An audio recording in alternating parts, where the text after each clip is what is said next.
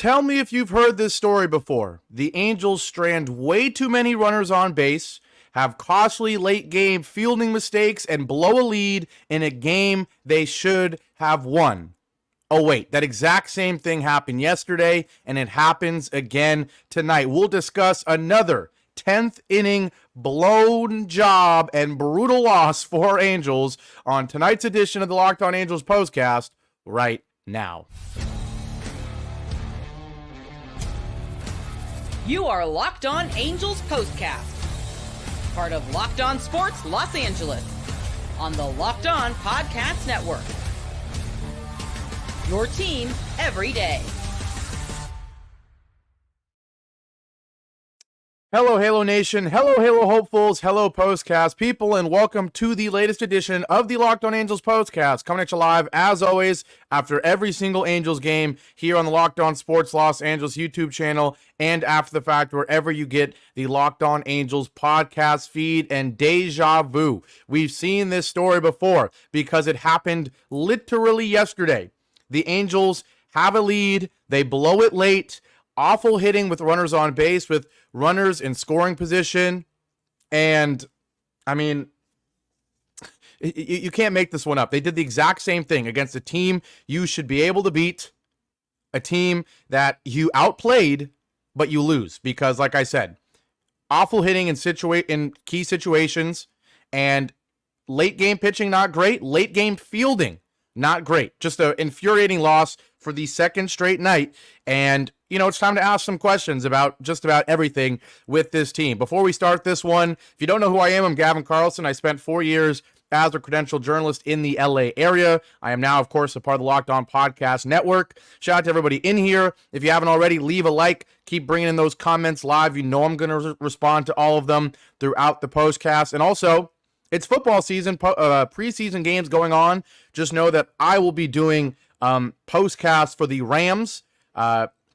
TBD on tomorrow's preseason game, but most likely tomorrow, and certainly throughout the rest of the preseason, and certainly throughout the regular season. So be on the lookout for that. If you're a Rams fan, if you're not a Rams fan, if you're just an LA football fan, I'll be doing postcasts for that. Pete is doing the Chargers pregame postcast, I think, tonight. So if you're a Chargers fan, definitely be on the lookout for that on this same channel. But with all that being said, quick shout out to everybody in here. You know I appreciate all of you so much. And a quick shout out to the sponsor of today's show. Once again, it is Prize Picks, the easiest and most exciting way to play daily fantasy sports. Go to prizepicks.com/LockedOnMLB and use code all lowercase LockedOnMLB for a first deposit match up to $100. And once again, we're going to start this one late in the game. This time the 7th inning. Yesterday was the 8th, when the Angels have a lead and they blow it. And it's funny. Yesterday it was pretty obvious, in my opinion, that the pitching staff did not deserve the blame for blowing this game. You know, obviously when you have a lead and then you lose it, everyone's initially going to point to the pitching staff, but I clearly made my point yesterday, and I think most people agreed that, sure, some people felt like Guillermo's misplay in the 10th was the biggest play of the game, the biggest mistake, but other than that, I think everybody agreed that the lack of hitting with runners in scoring position, with runners on base, was the issue. Tonight, you know, it's a 2-run lead. The Angels score 4 runs, not 2. Maybe it's up for debate. I'm still going to say that primarily the number one issue was not Griffin Canning's start imploding a little bit in the 7th inning. It was not the Angels giving up that run in the 10th inning. It was still the lack of hitting with runners in scoring position and runners on base. Okay? And in segment 2, I'll go into greater detail about all the mistakes, hitting-wise, about the Angels literally lucking into a sac bunt in the top of the 10th and still not taking advantage. And then once again, the Nationals benefiting from some fielding mistakes in the 10th and actually executing with the runners in scoring position. We'll get to all of that. But as I always do, in case you didn't watch the game, or in case you missed part of it, or in case you need a reminder, I will tell you what was the biggest turning point in this game. And sure, it was the bottom of the 7th inning, because up until that point, Griffin Canning had been great. Okay? We know that Griffin Canning has not been great this year. We know that he has rarely, and I mean rarely, gone deep into games, rarely made it to the 6th inning, to the 7th inning. This goes down as one of the deepest starts of the season for him. He goes 7 innings in this one. He did not pitch 7 innings at all in the month of July. He made it through 7 once in the month of June. In the month of May, he didn't make it through 7. And in the months of April and March, he didn't make it through 7. So he literally has one start before tonight where he's made it through 7 innings. And through the first 6, he was pretty darn fantastic. Just 2 runs allowed, 1 in the second, 1 in the third. He was pitching really well. He's never going to be perfect. He's never going to be super, super efficient. But I thought tonight, against a poor lineup, he did his job. He did what you needed him to do until the 7th inning. And so the question is, should he have been out in the 7th? I think so. I am confident in this bullpen. I'm confident in this pitching staff overall. I'm probably more confident in the bullpen than Griffin Canning. But he's having one of his better starts of the season. You have a 2-run lead. I am not mad with leaving Griffin Canning in this game to start the bottom of the 7th.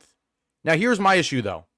You left him in too long. I think going into this inning, you're like, okay, if there's a leadoff base hit or a leadoff base runner, then you really consider pulling him. He gives up a leadoff single to Juan Yepez. Okay, Ron Washington elects to leave him in. Then you give up a double to James Wood, and it's a 1-run game. Right there, that's when you pull him, in my opinion. That's when you pull him, because you give him the chance to start the inning well. But not only one hit, back-to-back hits, a single and a double, hard line drive on the double too, 101.1 exit velo, squared up pretty darn well, right? The base hit before that, 102.2 exit velocity, squared up pretty well. Pitches left over the heart of the plate, a fastball high that's ripped by Yepez, and then a changeup down, but pretty much in a very hittable range for James Wood. So back-to-back hard hit balls, a single and a double, one that scores a run. It's time to pull the plug on Canning, man. Right there. You know how much I've given Ron Washington so much credit for how he's handled not just the entire pitching staff, but specifically Griffin Canning.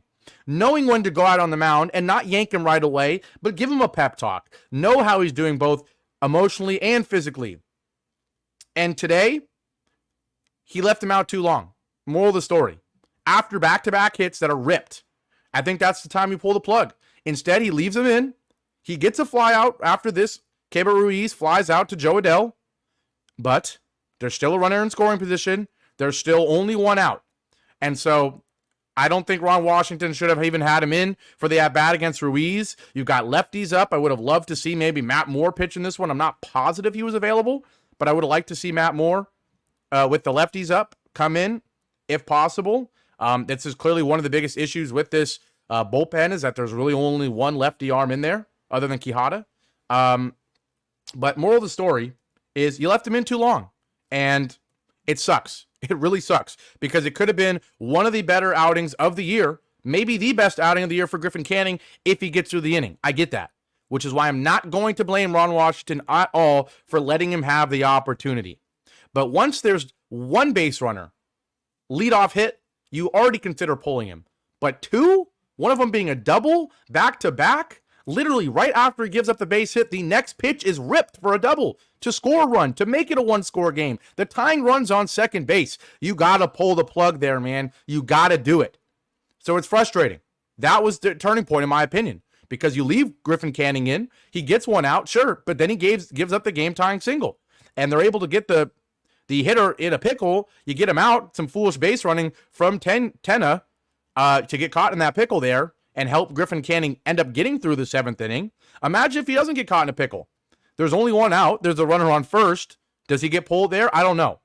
But he should have been pulled before those at-bats against Ruiz and Tenna. And he wasn't. And the Nats go from down 2 to tying this game. Frustrating. Now, don't misunderstand what I'm saying. Griffin Canning was still above average. It's still an above average start, at least for Griffin Canning's average. I'd say for the average pitcher, that's an average start. For Griffin Canning, that's an above average start.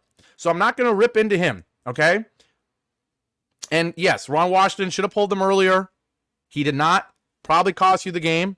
But still, at the end of the day, you did not lose this game because you gave up 4 runs through 9 innings. You still lost this game because there was not enough hitting, okay? And so sure, Canning blows the lead there, and then in the 10th, some awful pitching and fielding, mainly fielding, blows you the game. Contreras comes in, replaces Hans Krause, who survived in the 9th, and right away, They're ruling it a wild pitch, but I don't know. I feel like this one should have been caught by Logan O'Hoppe. And I get it. Maybe it was a cross-up. It certainly wasn't in the strike zone or anything.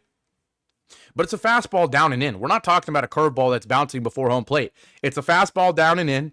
It gets by Logan O'Hoppe. The runner, Ruiz, is able to get to third base. And then from that point, unless it's the Angels, any other team in baseball, runner on third, nobody out, it's a guaranteed run. And notice how the Nats don't fool around. They don't hit ground balls and hope you can score from third. They don't hit, shallow fly balls and hope that it can be a sac fly. They hit the ball 102.2, 384 feet, leave nothing in doubt, leave nothing in the hands of the other team. They just handle business themselves. And so Tenna rips one, 384, 102.2 exit velo, and the ball game is over. So turning points, not pulling Griffin Canning early enough, and the misplay by Logan O'Hoppe behind the plate. And yet, still, they don't deserve as much blame as, in my opinion, the lineup still deserves. And that's why after our first break here, we will talk about the hitting. Because 4 runs is solid, but it's not good enough. Especially against Patrick Corbin, who's been awful. Especially with all the runners on base. Again, especially after the night before, where you left everybody in scoring position, stranded. To do it back-to-back nights is so infuriating, and we'll talk about it after our first break here on the Locked On Angels Postcast. Now, today's show is once again brought to you by Liquid IV. If you don't know what Liquid IV is, it's just a little bit of powder that does a lot, okay? When you're taking in America's pastime, don't forget to hydrate with Liquid IV's Popsicle Firecracker flavor, a surefire summer hit. You get hydrated with electrolytes, essential vitamins, and clinically tested nutrients from the #1 powdered hydration brand in America. Because baseball and summer go together like Liquid IV. Just tear, pour, and live more. 1 stick plus 16 ounces of water hydrates way better than water alone. It's powered by LIV Hydroscience, an optimized ratio of electrolytes, essential vitamins, and clinically tested nutrients that turn ordinary water into extraordinary hydration. 3 times the electrolytes of the leading sports drink, 8 essential vitamins and nutrients, always non-GMO, vegan, gluten-free, dairy-free, and soy-free. So, no more thirsty summers when you indulge in hydration with Liquid IV. Get 20% off your first order of Liquid IV when you go to liquidiv.com and use code MLB at checkout. That's 20% off your first order when you shop Better Hydration today using promo code MLB at liquidiv.com. And today's show is also brought to you by eBay Motors. Passion, drive, and patience, the formula for winning championships is also what keeps your ride or die alive. eBay Motors has everything you need to maintain your vehicle and level it up to peak performance. Superchargers, roof racks, exhaust kits, LED headlights, and more. Whether you're into speed, power, or style, eBay Motors has you covered with over 122 million parts for your #1 ride or die. You'll always find exactly what you're looking for with those 122 million parts, And with eBay Guaranteed Fit, your part is guaranteed to fit your ride every time or your money back. Because with eBay Motors, you're burning rubber, not cash. With all the parts you need at the prices you want, it's easy to make your car the MVP and bring home huge wins. Keep your ride or die alive at ebaymotors.com. Eligible items only. Exclusions apply. eBay Guaranteed Fit, only available to U.S. customers. Back here live on the Locked On Sports Los Angeles YouTube channel. This is the Locked On Angels Postcast. I am Gavin Carlson, a frustrated Gavin Carlson, because the Angels, for a second straight game, have taken a game that they're leading late, a game where they have all sorts of runners on base, and they've blown it against a team that they're better than, at least in my opinion. I know the records don't say it, but I think this team is better than the Nationals, especially the way they were playing coming into this series with back-to-back series wins against the Mets and the Yankees. The Nats could only dream of doing that. And yet, we see the issue with having a young and inexperienced team.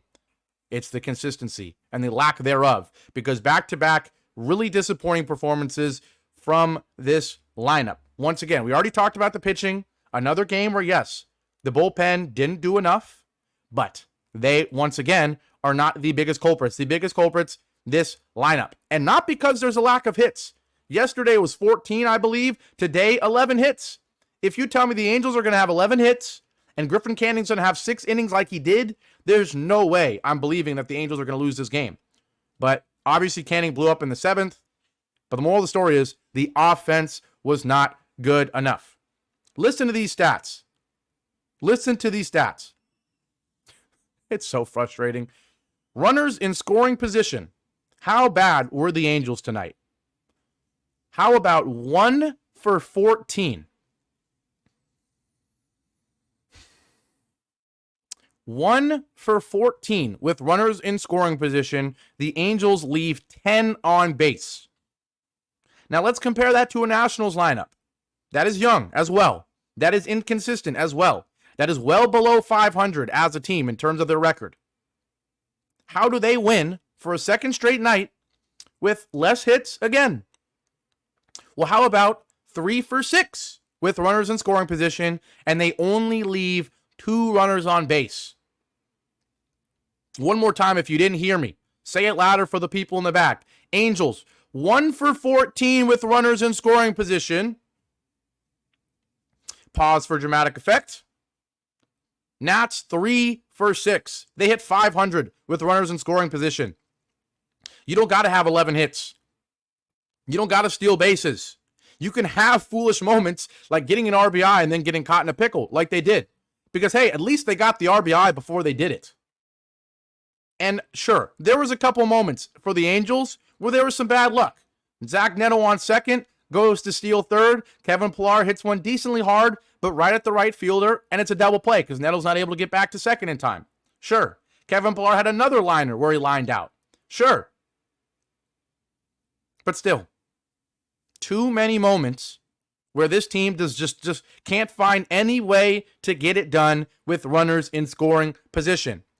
And yesterday, it was Joe Adell came through with the 2-run shot, but I believe there was 3 different times where he came on with the runner on second and did nothing. Rendon had a great game, but then he strikes out late in the game with the runner on third.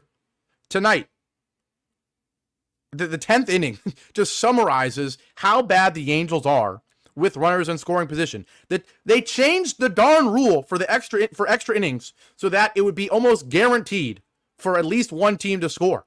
And sure, that's what happened both of these games, but it was the Nats both times. Because the Angels can't even execute, can't even score a run when the league and the rules are literally handing you the run. They're literally putting a runner on second with nobody out, saying, let's see how a team can blow this. And sure, you're not going to score that run every night. If that was the case, every game would go to the 11th or the 12th inning. But to have back-to-back nights.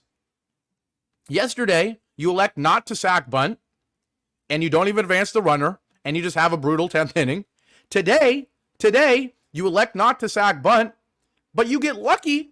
Taylor Ward hits a ground ball so weak, so embarrassing, 67-mile-an-hour exit velo, cutter outside. Don't know why you're swinging at that first pitch. And you luck into a basically sack fly, or sack bunt. It literally was a swinging sack bunt. Because the ball goes to the pitcher, Pillar's able to get to third. And so even though you're veteran, Taylor Ward, just like the night before, you're veteran. Anthony Rendon has a great game, but kind of blows it late. Tonight, Taylor Ward was good. 2 for 5, 2 runs, especially when you're hitting 230-something on the year. 2 for 5 is great. But you luck into this sack bunt, and then take a guess who comes up. It's comedic at this point. Anthony Rendon, who, just like Taylor Ward, comes up to the at-bat, 2 for 4, having a good game, back-to-back solid games for Rendon, but what does he do? He strikes out again, folks. And then, the cherry on top. Who did I already mention? That even in the game where he has a 2-run shot, can also be blamed for the loss with 3 separate times of not getting the job done with the runner in scoring position. Mr. Joe Adell. And what does he do on 1-1? He hits a pop-up.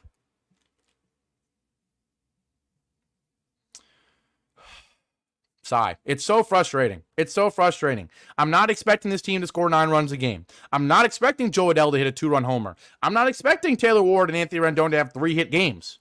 But if you're going to go 2 for 5, make one of the 2 hits with the runner on third and 1 out. Or Rendon, how do you not even hit a...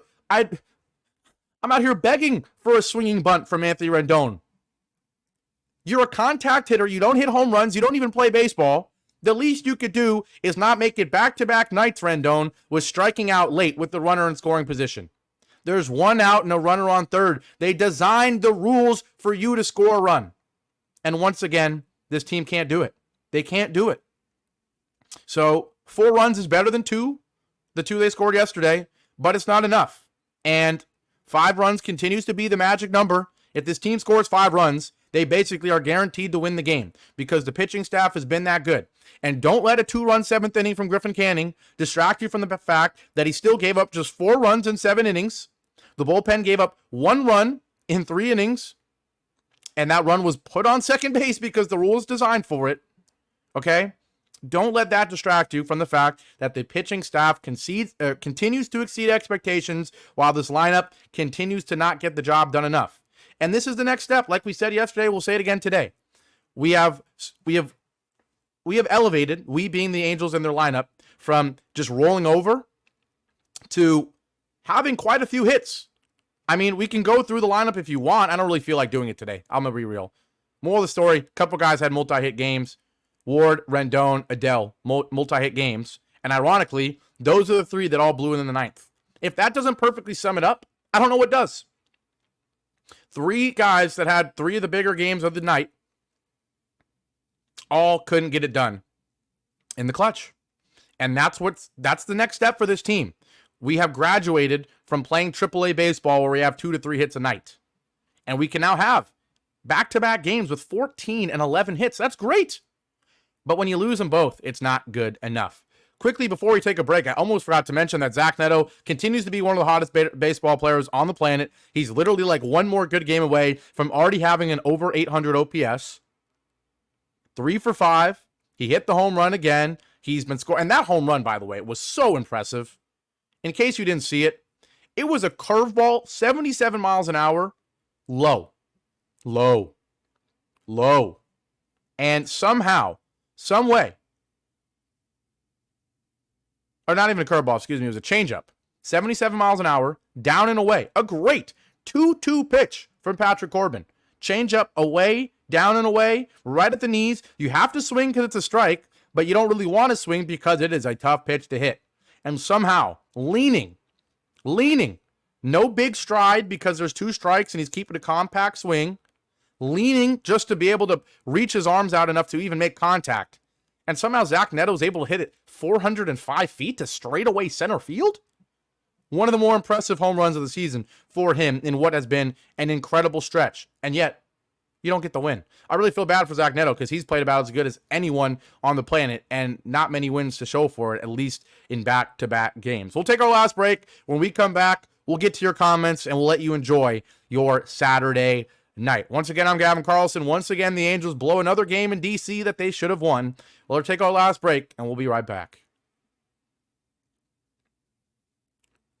Finally, once again, today's show is brought to you by Prize Picks, the #1 fantasy sports app with over 5 million active members. It's the easiest and most exciting way to play daily fantasy sports. I play it almost every day. Why? Because unlike other apps where you got to compete against other people, and I put people in quotes because it's really just people using algorithms and AI and linear regression and statistics and all this stuff, or just other people's advice to make their lineups. No, none of that nonsense. With Prize Picks, there's no nonsense. All you do is pick more or less on 2 to 6 player stat projections. It's you against the numbers, and you watch the winnings roll in. And right now, Team USA, they're racking up the gold medals. How about that gold medal game from the men's national team for basketball? Unbelievable game. My boy, Steph Curry. I'm from the Bay Area, okay? He was unreal. The whole team was. How fun is it to see LeBron playing with Steph, playing with KD? I got the KD jersey behind me because I met him. I got it signed. Shout out to them for getting the job done. The women's national team for soccer getting it done as well. Just big time for Team USA. And right now with Prize Picks, you can turn $10 into $1,000 while watching Team USA rack up the golds. You make a Prize Picks lineup of players across basketball, soccer, tennis, golf, and more in as little as 60 seconds. And there's promotions. Tuesdays, they lower certain stat projections. Fridays, if you have a losing lineup, you get your money back. So download the Prize Picks app today. Use code LOCKEDONMLB for a first deposit match up to $100. That's code LOCKEDONMLB on Prize Picks for a deposit match up to $100. Prize Picks, what do? You pick more or you pick less. It's that easy. Back here live one more time on the Locked On Sports Los Angeles YouTube channel. This is the Locked On Angels Postcast. The Angels, man, so frustrating. Right when you're feeling really nice about this team, they have really impressive series wins against the Mets and the Yankees. You blow out the Yankees and the Bronx to win a series. There was a doubleheader. You're in the rain. Zach Neto looking like a superstar. And you come here to the nation's capital in a series that you very easily can win. And you've already confirmed you're going to lose the series. And now you're on sweep watch because in 2 games where you're the better team, more hits, better pitching, and yet you lose them both because you can't hit with runners in scoring position and you have poor fielding and pitching late in this game. Once again, we'll get to these comments and we'll wrap it up so you can enjoy your Saturday night. Shout out to everybody in here. Jeff, he's in here early before the game ends, as always. He says, extra innings again. Skyler with the first post-game comment, and it is on point, as always. Skyler, he's always on point. He says, same stuff, different day, same problem. Can't blame Adele, Neto, or Canning. I thought they played hard, but again, we got to learn how to execute. This team can't. I agree. The one thing I will say is back-to-back games where Joe Adele has a good game, but leaves runners stranded a lot. But yeah, I mean, of all the guys on the team that you're not going to complain about going 2 for 4 with, it's Joe Adele, because we know that 2 for 4 has been very rare with him. Anthony Jimenez, shout out to you. Back as always. He says, different day, same result. Jeff says, there you have it, another loss. Anthony Jimenez saying Skyler's beating him to it. But Alex, Artie needs to put a lot of work in the offseason and especially Wash. I mean, yeah, I once again, today was the first time in a while that I've been a little bit rough on Ron Washington because I feel like he did not handle Griffin Canning well in this one. Should have pulled him earlier. You give him the chance at the beginning of the 7th inning to try to get through the inning. But once it's looking bad right away, back-to-back hits, already a run given up, you got to get him out. So I'll be hard on Ron Washington there, but he's been good for the most part. I still think he has been. Same stuff, different day. I don't get it. This team can't do the little things right. Canning, Neto, and Adele, they played hard, can't play, and then we should have won the series, but we beat ourselves. Yeah, we've been the better team in both games. The offseason, I need to see a different mentality because this ain't it. This ain't it, the one we got right now. Agree. Jeff already calling the sweep. He says, hate to say it, but it's probably going to happen. He always calls a sweep. A lot of agreeing. Yeah, it's not even when the AL West isn't good. The Angels are worse. Yes, certainly. What does this mean, Fud Alex? He says, ad breaks now. Gavin getting that money. What do you mean? Do you mean that, did you get an ad from YouTube before the video started? Is that what you mean? Because, you know, I do the normal thing. I did it since the first postcast. I have the ad breaks 10 minutes in, 20 minutes in, and that's it. So unless you're getting more ads on YouTube now, I'm not sure what you mean. I'm certainly not getting paid anything more or less than, you know, at the beginning of this postcast. I'm here for you guys. So if you got an ad, sorry, don't blame me, blame YouTube. Other than the ads, I obviously already read. Joe, keeping it nice and simple. He says, shaking my head with a hands in his face emoji. Couldn't agree more. Jeff with the nice comment, the positivity, the only positivity we can have on another embarrassing loss tonight. It's just, Gavin, I appreciate you. Well, thank you, Jeff. You know I appreciate you as well. What do I want to see tomorrow as we wrap this one up? I want to see a win. All right. You know, sometimes I keep it complicated. I want to see the young guys play well. I want to see a good start. I want to see this. No, I don't care if we have 1 hit or 400 tomorrow. I just don't want to see a sweep. I would love to see a better performance with runners in scoring position. Stop leaving so many runners stranded. And the moral of the story is, likely to win the game, you're going to have to do that, right? So it's kind of one goes in hand with the other. But even if it's another game where you go 1 for 14 with runners in scoring position, honestly, tomorrow, it's one of the rare times where I don't care. I'm not going to be picky. I'm not going to look for certain things. I just want to win, because this team should not be getting swept by the Washington Nationals. In no world should that happen. So I'll keep it simple. That's what I want to see tomorrow. I think it's a really, really early game, I believe. I'm thinking like 9 in the morning or something like that. Let me quickly check and confirm that so I can tell you when to see me tomorrow. The game is, it's at 8:35 first pitch. 8:35 a.m. I'll be honest. I got to set an alarm to make sure I'm up for this one, because I am not normally waking up at 8:30 on a Sunday. Okay, so I will set the alarm. You set your alarms as well. Maybe not for 8:35. If you wake up at 9:30, you only start watching the game halfway through. I don't blame you. You probably won't miss many runs based on what we've seen so far. But regardless of if you wake up at 8 or if you wake up at 10 or even at 11, when the postcast will probably be starting up, no matter what, I'll be here for the postcast. You know I will. And please, please join me as always. Let's please see a win from our Angels tomorrow. All right, we're going to wrap this one up. Have a great Saturday night, everybody. And as always, I think I missed a couple comments, actually. Let me make sure. Oh, Mike, who I have not seen a postcast comment from you live, so shout out to that. He says, shout out to Gavin for the consistency. I appreciate that. Oh, yeah, I missed a couple more. Anaheim Angel says, hello all. Gavin is consistent, unlike the Halos. Yeah, hey, I'll take the compliment. And yeah, it's true. Unfortunately, it is true. I will admit, I don't think I would do much better with runners in scoring position, but luckily that is not my job. It's not my job to hit it on RBIs. My job is to break down the game. And shout out to Daniel Barry, as always, for being in here as well. But with all that being said, now we'll wrap it up. Hey, it's 7 p.m. on a Saturday. It could be a lot worse, all right? Enjoy your Saturday night. Hopefully the Angels can turn things around tomorrow. I'll see you tomorrow before noon. I think this might be the first postcast. Well, it will be started before noon. So don't miss it. Be here. You know I'll be here. And as always, folks, take care and go Angels. Have a great Saturday night, everybody.